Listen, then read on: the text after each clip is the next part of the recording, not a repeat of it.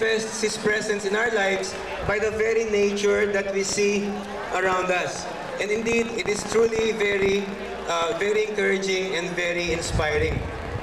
I also believe that today Jesus is showing Himself to us by way of so many miracles. Do you realize how much was planned for this conference? They were only planning for about 3,000 to 3,500 attendees for this conference. But do you know how much we are today? Almost 6,000. 5,500 to 6,000. And in my mind, there is a lot of miracle that's happening in our surroundings. Number one, can you imagine the effort that it took to be able to bring all of you to this?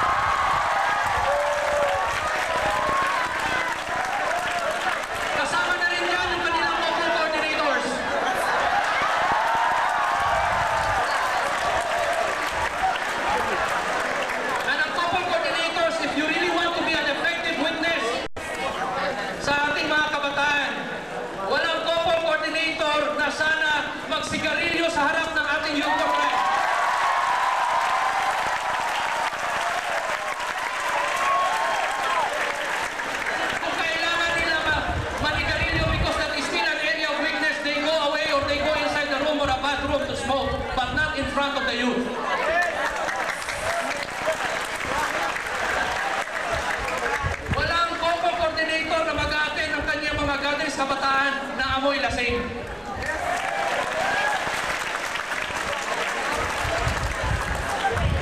Napakahalaga kasi ng papel ng Couple Coordinator. Sila ang tinitingala ng mga kabataan. They provide the right models and examples. They're not just a support, but a real model and a witness to young people. Walang Couple Coordinator na we expect na nag-aaway in front of the Youth for Christ.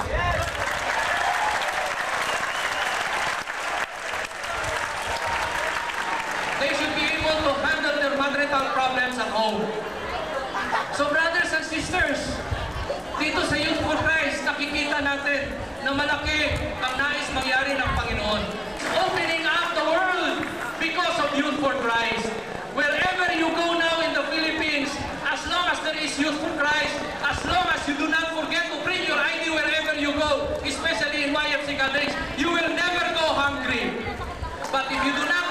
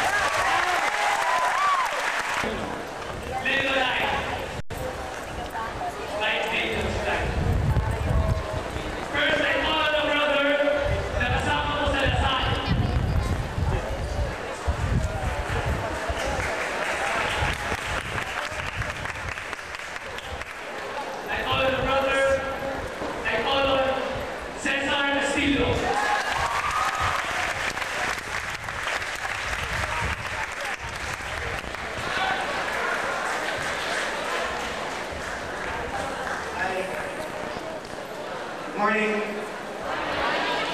Pag sa kanya malakas ako, Nina. Good morning! Thank you, thank you. I'm also a student in De La Salle, but I don't speak French. I speak German. And I also German at global implementation.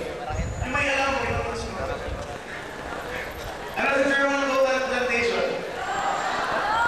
Ano? Jugend. Why am I here today? I mean, I didn't know why I was singing. The song, the first two lines, it goes like this. This blood never quench. I know the consequence. Feeling as I do. Those were the first two lines of that song. I never knew what it meant until now.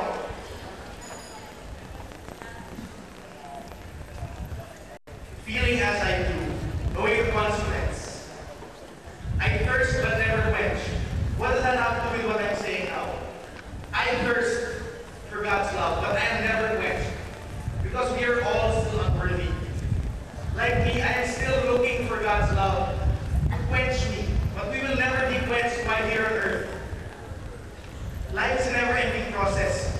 We must support each other in our community in order to reach the ultimate goal, becoming a citizen of heaven.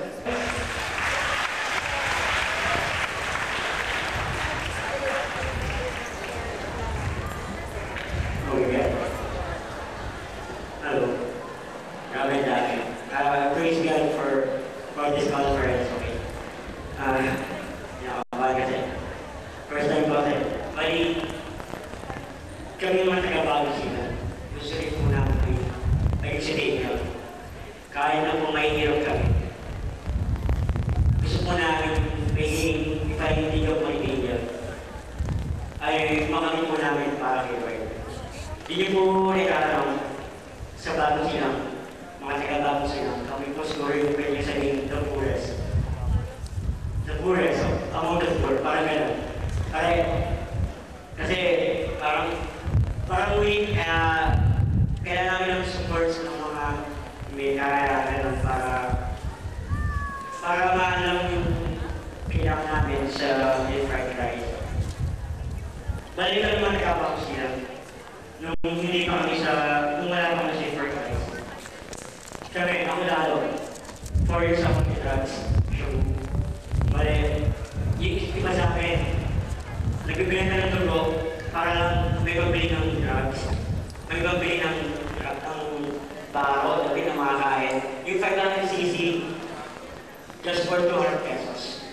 So imagine, yung 500cc na makawala sa body mo yung blood. Ilang naman yung ma-recover yun. Kailangan mo ng nutritious na pagkain. So sa baro sila, ang pagkain namin ng corned beef, pero sa Tagalog, sa Itisao, yun yung asin. Yun, dahil na nga namin. Minsan kailangan na namin mag-operation pa para makakain lahat. Pero makikita namin yung unity ng bago sila. Kasi bilang operation pa kasi ang hirap ng pagkain sa amin. Minsan sumasabay pa kami sa pagkain. Minsan nasabi namin fasting na lang, tayo, yun naman eh. Parang gano'n. So, sa amin, karamihan sa amin mga members ng Rise Club, sila yung hinihilan pa ni Miron. Yun yung gumagawa ng Everline na pagbigo at Pilbax. Yan yung mga isa-surrounding sa amin gano'n. Tapos, alas lang sa akin, hindi lang 14 years old pa lang, hindi pa tapos ang elementary. So, bali sa amin, sa amin yung 20 day lang. So, yung napasok na siya yung fried rice. Isa lang ang inisip namin, sila ang napatrayan namin, na hindi lang pala, tayo mahirap ng mga lelos, balik kagaling mga nagabaw sila. Ang maliit,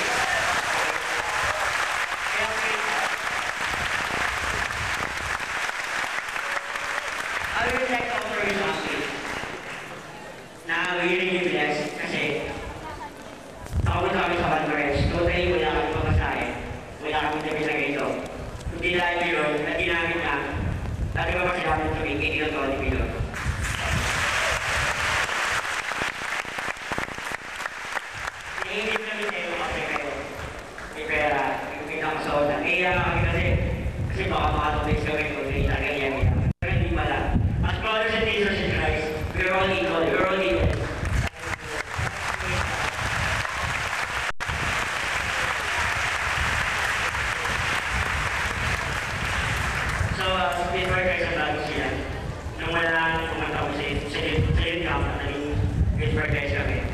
sila ang pinangyayari namin. Na huwag kami magtiwala sa mga may desisyon, sa mga yung biglang desisyon na huwag napapanama kami. Sunod kami mag-elect sa guy, o ilang sakit kami hingi ng tulong at gawin namin sarili namin para sa kanya at magsilbi sa kanya ng buong puso na dalawang pag-galing namin. Kaya, kung gusto nyo kami tandaan, tandaan lang isang nag-give thanks.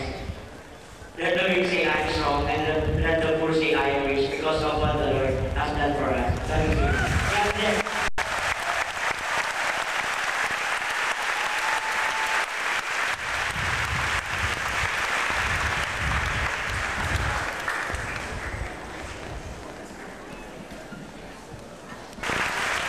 Whether you come from Alawang or from Bagong Silang, in God's eyes, we're all special. Diba, brothers and sisters?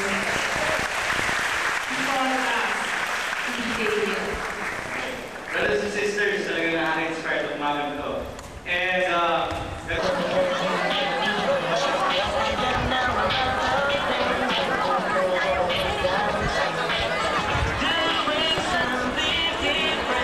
Lost and found, white towel, Couples for Christ, na gold pin, please claim to stage.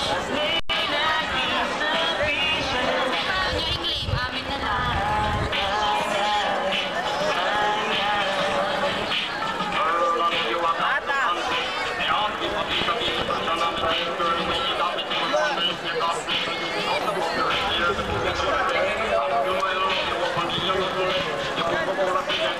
Announcement. Huwag kayo masyadong magkalat ng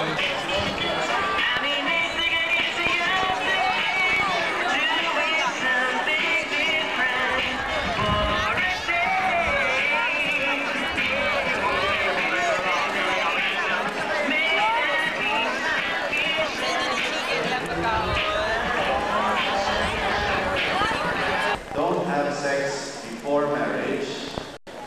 Number 2, marry an uninfected person. And you yourself being uninfected. And be faithful to each other for life.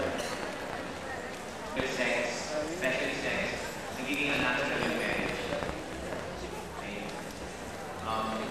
Before the start of this, I was telling everybody, I was challenging everybody to come follow me. It's a service, but here, in our hearts, especially the men. Ngayon, this afternoon, I would like